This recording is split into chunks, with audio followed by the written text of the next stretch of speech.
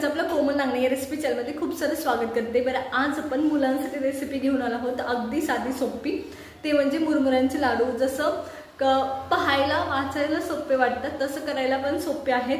फक्त एक काळजी घ्यायची असते मुरमुऱ्याचे लाडू करताना, जेव्हा तुम्ही गूळ मिक्स करता तेव्हा तिथे थांबता येत नाही। जर तुम्ही थांबला तर लाडू परत बसत नाही आणि त्याला काही पर्याय उरतच नाही। त्याच्यामुळे मुरमुऱ्याचे लाडू करताना ही काळजी घ्यायची। दुसरी गोष्ट, मुरमुऱ्याचे लाडू करताना गूळ खूप भाजतो, तरी सुद्धा ट्राय करायला काय हरकत आहे, म्हणून नक्की एकदा करा। खूप साधी सोपी रेसिपी आहे, अगदी 10 मिनिटात होतात, पटकन होते। त्याच्यामुळे व्हिडिओ शेवटपर्यंत पहा। जर व्हिडिओ आवडला तर लाईक करा, शेअर करा आणि सबस्क्राइब करा। चला तर मग रेसिपीला सुरुवात करूया। तर आज आपण मुरमुऱ्याचे लाडू पाहतोय, त्याला फक्त मुरमुरे आणि गूळ लागतो, दुसरं काही लागत नाही। चला सुरुवात करूया मग। तर मुरमुऱ्याचे लाडू बनवण्यासाठी इथं मी 250 ग्रॅम गूळ घेतलाय। 250 ग्रॅम गूळ हा 100 ग्रॅम मुरमुऱ्यांसाठी घेतलाय, जो फोडून घेतलाय, व्यवस्थित तुकडे करून घेतलाय।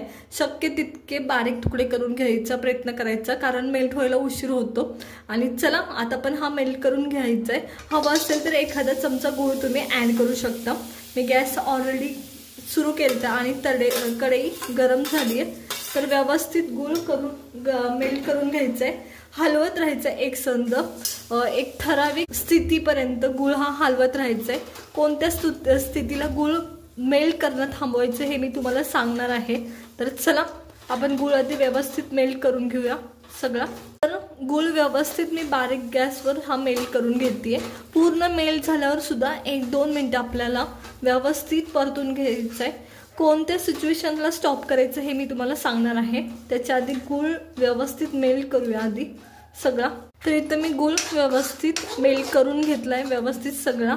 तर आता हा कंटिन्युअसली तुम्हाला 1-2 मिनिटं हलवत राहायचं आहे। आता कोणत्या म्हणजे सिच्युएशनला तुम्हाला गूळ मेल्ट करणं थांबवायचं आहे, तर मी इथं ही वाटी घेतली आहे पाण्याची भरलेली।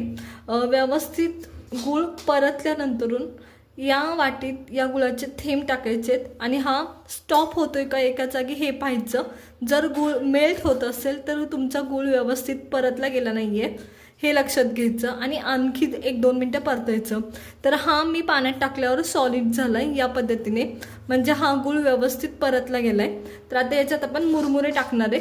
तर चला मी मुरमुरे ऍड करून घेते या गुळामध्ये।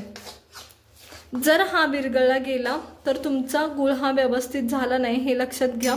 तर एकदा मेल्ट केल्यानंतरून गॅस बारीक करायचा आणि तुम्हाला लगेच मुरमुरे ऍड करायचे तुमचे। एकदा माझ्याकडे मुरमुरे आहेत माझे आणि मुरमुरे आहेत, तर मी इथं हलवत तुम्हाला हे मुरमुरे ऍड करायचे, थोडे थोडे, एकदम बिलकुल नाही ऍड करायचे। तर 100 ग्रॅम टोटल मी मुरमुरे ऍड करून घेते। व्यवस्थित कोट करून घ्यायचे या पद्धतीने। हवा असेल तर तुम्ही बाहेर मार्केटमध्ये पाहिलं असेल की कलरचे सुद्धा मुरमुऱ्यांचे लाडू असतात, तर त्याच्यात तो कलर ऍड केलेला असतो, हे पण लक्षात घ्या। तर हे मी ऍड करून घेते थोडे थोडे मुरमुरे। इथं हे मुरमुरे मी व्यवस्थित याच्यात ऍड करून घेतलेत आणि व्यवस्थित कोट झालेत। आता गॅस बंद केला तरी चालतो।